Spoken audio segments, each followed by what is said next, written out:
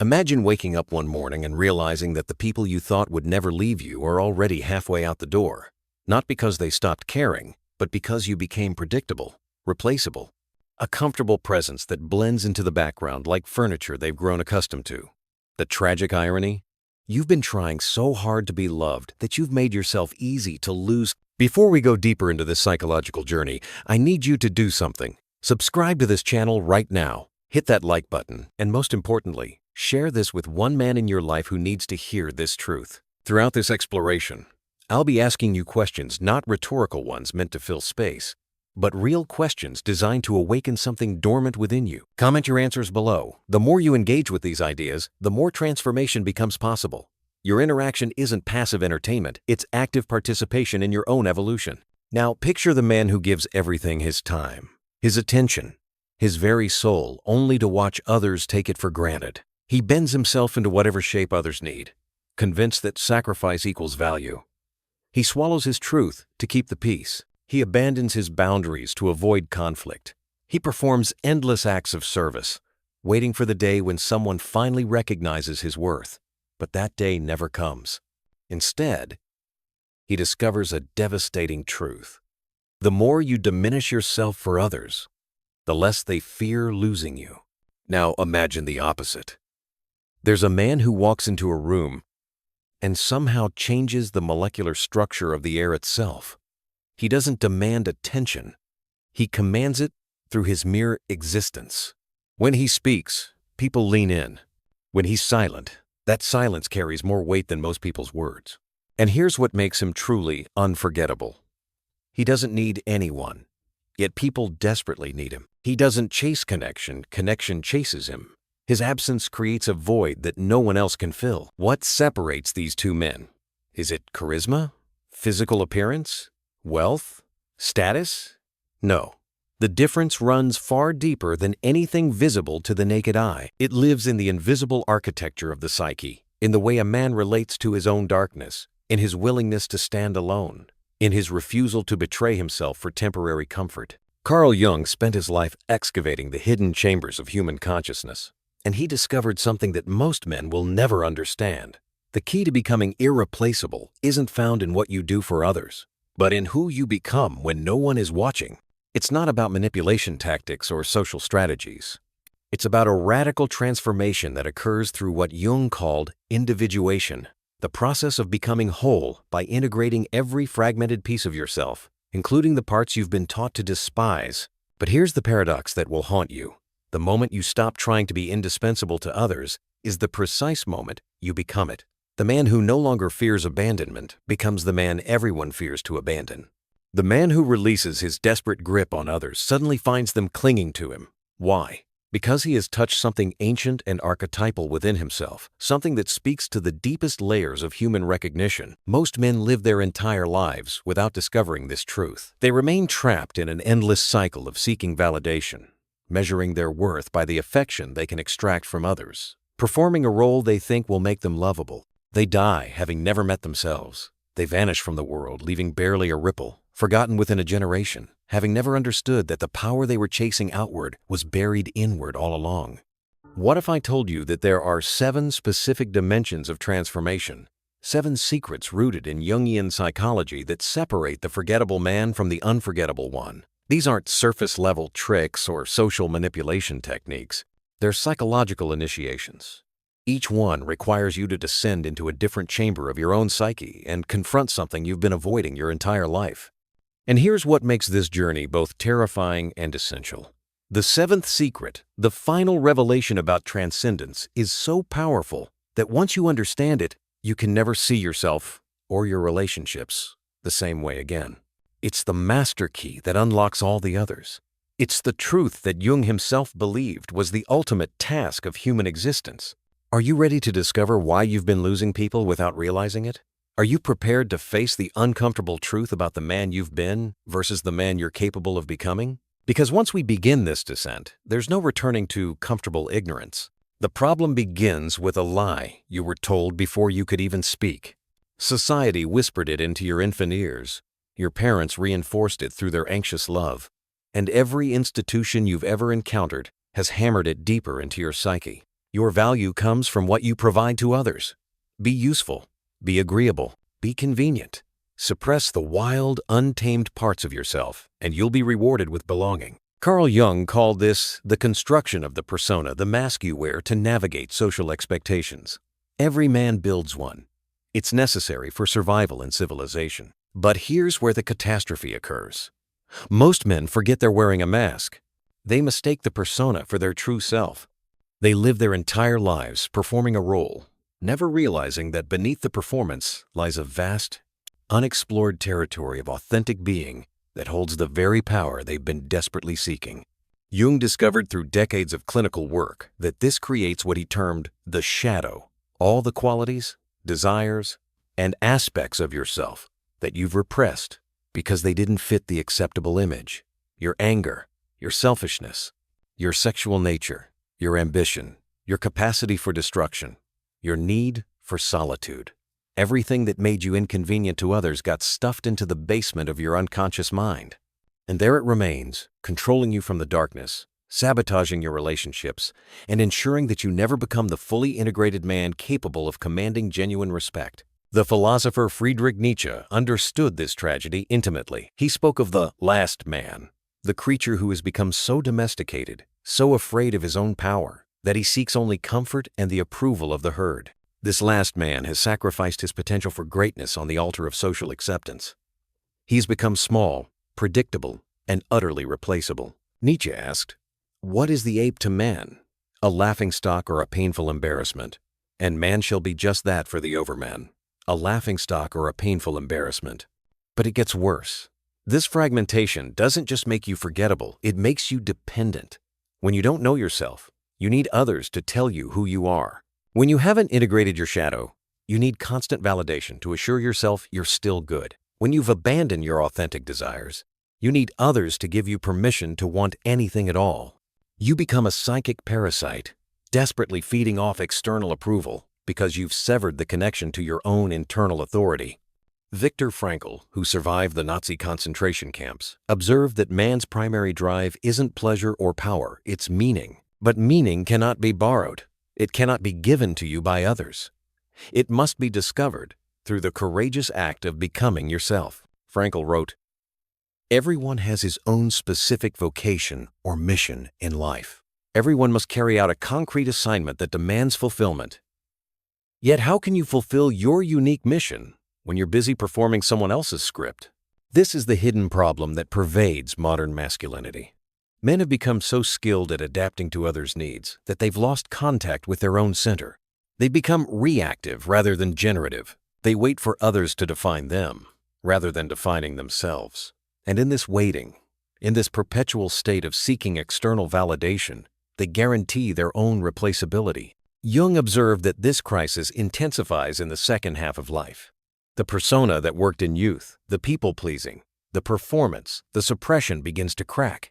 The shadow demands recognition. The unlived life begins to poison the soul. Men experience what Jung called the midlife crisis. But it's not really about age. It's about the psyche's desperate attempt to correct course before it's too late, to retrieve all the abandoned parts of yourself before you die, having never truly lived. Ask yourself right now, how much of your life is truly yours? How many of your choices emerge from authentic desire versus fear of judgment? When was the last time you said what you actually thought, pursued what you genuinely wanted, or stood alone in defense of your truth even when it cost you approval? The tragedy of living as a fragmented man doesn't announce itself with dramatic fanfare. It erodes you quietly, imperceptibly, like water wearing away stone. You don't wake up one morning suddenly empty. You fade gradually, becoming a ghost in your own life while everyone around you continues as if nothing has changed. And perhaps that's the most devastating consequence of all. Your disappearance goes unnoticed because you were never fully present to begin with. Consider what happens in your relationships. When you abandon yourself to become what others need, you create an insidious dynamic that guarantees your expendability. People don't fall in love with your persona, they become comfortable with it. Comfort and passion are enemies. The man who never challenges, never disrupts, never asserts his own reality becomes background noise. He's safe, convenient, easily taken for granted. And when someone more interesting arrives, someone who hasn't amputated their authenticity, your carefully constructed agreeableness becomes worthless. Jung recognized this pattern in his patients repeatedly. They would come to him suffering from what he called loss of soul, a profound sense of meaninglessness, despite having achieved everything society told them would bring fulfillment. They had the career, the family, the respect, yet felt hollow inside. Why? Because every achievement belonged to the persona, not to the authentic self. They had won the game while losing themselves in the process. Neuroscience reveals the biological dimension of this fragmentation. Your brain's default mode network, the neural system responsible for your sense of self, becomes wired around the patterns you repeat most frequently. When you consistently suppress your authentic responses, override your genuine desires, and perform behaviors disconnected from your core values, you literally rewire your brain's self-concept around a false identity. You become neurologically estranged from yourself. The voice of your intuition, what Jung called the self with a capital S, grows fainter until you can no longer hear it at all. This creates a particularly cruel cognitive trap. Psychologists call it cognitive dissonance, the psychological discomfort of holding contradictory beliefs simultaneously. Part of you knows you're living a lie, but you've invested so much in maintaining the facade that admitting the truth would shatter your entire identity. So your mind develops elaborate defense mechanisms, rationalization, projection, denial. You convince yourself that everyone lives this way, that authenticity is naive, that your dissatisfaction is simply the human condition. You gaslight yourself into accepting your own disappearance. The consequences ripple outward in ways you don't consciously connect. That chronic anxiety you've normalized? It's your psyche's alarm system screaming that you're living out of alignment. The persistent fatigue despite adequate sleep? It's the exhausting work of maintaining a false self. The sudden outbursts of rage over minor provocations? That's your shadow erupting when the pressure of repression becomes unbearable. The numbness, the addiction to distraction, the compulsive behaviors, all symptoms of a soul in rebellion against its own abandonment. In your professional life, this manifests as a ceiling you can't break through. Leadership requires presence, vision, and the willingness to stand alone, all qualities that emerge from integrated selfhood. But the fragmented man constantly looks over his shoulder, seeking consensus, avoiding risk, playing it safe. He mistakes compliance for competence. He confuses being liked with being respected. And organizations instinctively recognize this. They promote the man who owns his authority, not the one still seeking permission to have it. Culturally, we're witnessing the collective consequence of millions of men living this fragmented existence. Arthur Schopenhauer observed that most people are like moon. They have only one side that faces the world, while their other half remains forever hidden. But when an entire generation of men presents only their acceptable halves, we lose access to the full spectrum of masculine energy. We get neither the creative force nor the destructive power, neither the deep wisdom nor the wild instinct. We get moderation, mediocrity, and men who wouldn't be remembered even if anyone bothered to tell their stories. Perhaps most tragic is what happens in your private moments, those quiet hours when you're alone with yourself. Jean-Paul Sartre spoke of bad faith, the act of lying to yourself about your own freedom and responsibility. The fragmented man sits in these moments feeling a vague unease he can't name. He scrolls mindlessly. He reaches for another drink. He fantasizes about different lives while doing nothing to change his own, because confronting the truth that he has been complicit in his own erasure is more terrifying than continuing the comfortable lie. Ask yourself, what parts of you have you been quietly burying? What desires have you learned to no longer feel? When you imagine being fully yourself, unedited and unashamed, what emotion arises and why does it frighten you? The path to becoming irreplaceable begins with an act of psychological treason. You must betray the false self you've been serving. You must commit to a revolution that starts not in the streets, but in the hidden territories of your own consciousness. This is what Jung meant by individuation, not a comfortable journey of self-improvement, but a descent into the underworld of your own psyche, where you confront everything you've been taught to deny. The first secret to this transformation is radical self-confrontation. You must turn and face your shadow, those repressed aspects of yourself that control you precisely because you refuse to acknowledge them. Jung insisted that we don't become enlightened by imagining figures of light, but by making the darkness conscious. This means sitting with your anger instead of suppressing it, acknowledging your selfishness instead of performing false altruism, admitting your fears instead of projecting strength you don't actually feel. The man who can look at his own darkness without flinching becomes fearless because he's already faced what he's most afraid of himself. But here's the counterintuitive truth that most men miss. Integrating your shadow doesn't mean acting on every impulse or becoming your worst qualities. It means bringing them into conscious awareness so they stop running the show from the basement. When you acknowledge your capacity for cruelty, you gain the power to choose kindness consciously rather than performing it compulsively. When you accept your selfishness, you can be generous from abundance rather than depletion. Integration transforms destructive forces into sources of power. The second dimension of this rebellion is cultivating presence, authentic, grounded, undistracted presence. In a world addicted to stimulation and fragmentation, the man who can be fully here, fully attentive, fully inhabiting this moment becomes magnetic. Jung observed that loneliness doesn't come from being alone, but from being unable to communicate what matters. Presence is the antidote. It's the capacity to be with yourself and others without the desperate need to be anywhere else. When you develop this quality, people feel seen by you in a way they rarely experience.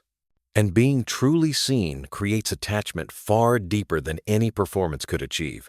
Practice this now. Put down your phone. Close the 17 browser tabs in your mind. Stop rehearsing what you'll say next. Just be here, reading these words, feeling the weight of your body, hearing the sounds around you.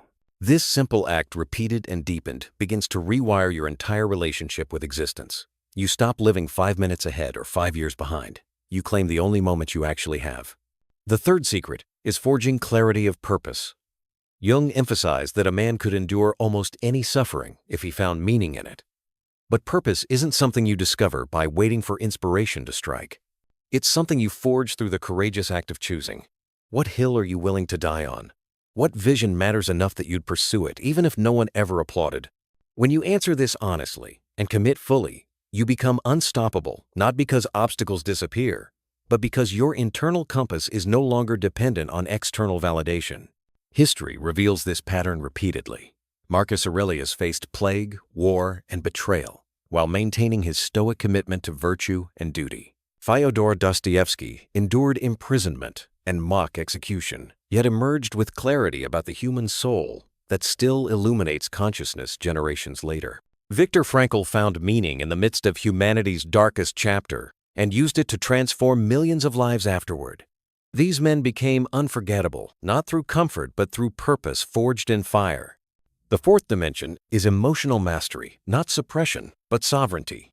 The integrated man feels deeply but isn't enslaved by his feelings. He can sit with sadness without collapsing into depression.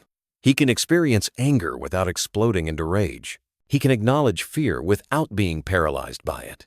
This mastery comes from the radical practice of naming what you feel, breathing through it, and choosing your response rather than reacting unconsciously. When you develop this capacity, you become a source of stability in chaos.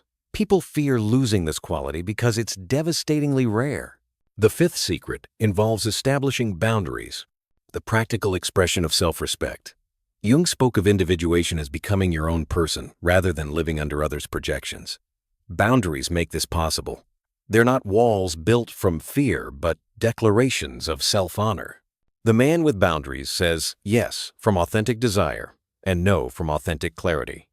He doesn't need to explain, justify, or defend his limits. He simply maintains them, and in doing so, teaches others how to treat him. This isn't selfishness, it's the prerequisite for genuine generosity. You can only give freely when you're not giving from depletion. Notice what happens when you imagine implementing even one of these practices. Does resistance arise? Does your mind generate excuses? That resistance is your persona fighting for survival. It knows that if you begin this work, its reign ends. But beyond that, resistance lies the territory where your authentic power dwells, waiting for you to claim it. Now we arrive at the threshold of the deepest truth, the secret that Jung believed was the ultimate task of human existence, the revelation that transforms everything that came before it. You've learned to face your shadow, to cultivate presence, to forge purpose, to master emotions, and to establish boundaries. But all of these, as powerful as they are, serve a higher calling. They're not ends in themselves, but preparation for something far more profound. transcendence. The sixth secret is integration, the unification of all the fragmented parts of yourself into a coherent whole. Jung observed that the greatest danger to modern man wasn't external destruction, but the fragmentation of his own soul. Most men live divided, torn between who they think they should be and who they truly are.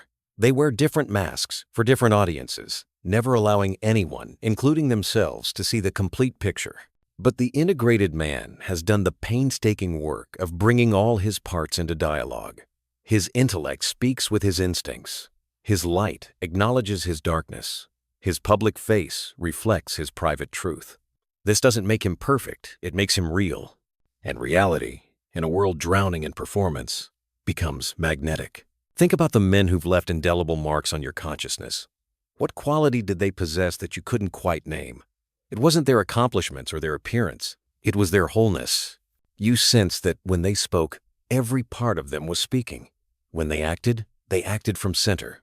There was no performance, no calculation, no hidden agenda.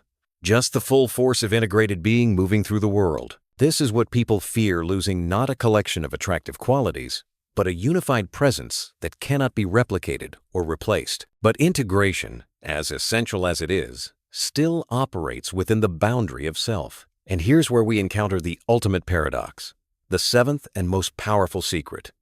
The man everyone fears to lose is the man who has transcended his own ego entirely. He has connected to something vastly larger than himself. Jung called this touching the archetypal realm, aligning with the eternal patterns that guide human existence across all generations and cultures. Transcendence means you no longer live primarily for yourself, for relationships, or even for personal achievement. You live in service to meaning itself. You've discovered that your worth doesn't come from what others think of you, from your accomplishments, or even from your personal qualities. It comes from your alignment with truth, with purpose, with the forces that connect individual existence to the cosmic pattern. This is not abstract philosophy, it's the most practical transformation possible. Because the man who lives for something greater than himself cannot be broken by loss, enslaved by opinion, or trapped in the endless cycle of seeking validation. Consider what this means in practice. When you base your identity on others' perceptions, their withdrawal destroys you. When you base it on accomplishments, failure devastates you. When you base it on relationships, abandonment annihilates you. But when your identity rests on alignment with transcendent meaning, with truth, beauty, justice, creation, or whatever higher principle calls to your soul, you become unshakable. Not because you don't feel pain, but because your foundation lies deeper than any external circumstance can reach. Jung spent decades studying the world's spiritual and mythological traditions, and he discovered that every culture independently arrived at this same insight. Individuation isn't complete until it connects the personal to the transpersonal. The hero's journey doesn't end with the hero becoming powerful. It ends with the hero returning to serve the community with the wisdom gained from descent. The alchemical process doesn't conclude with creating gold. It concludes with the philosopher discovering that the real transformation was of consciousness itself. This is why the truly unforgettable men in history weren't necessarily the wealthiest, strongest, or most charming. Socrates lived for truth and died rather than compromise it.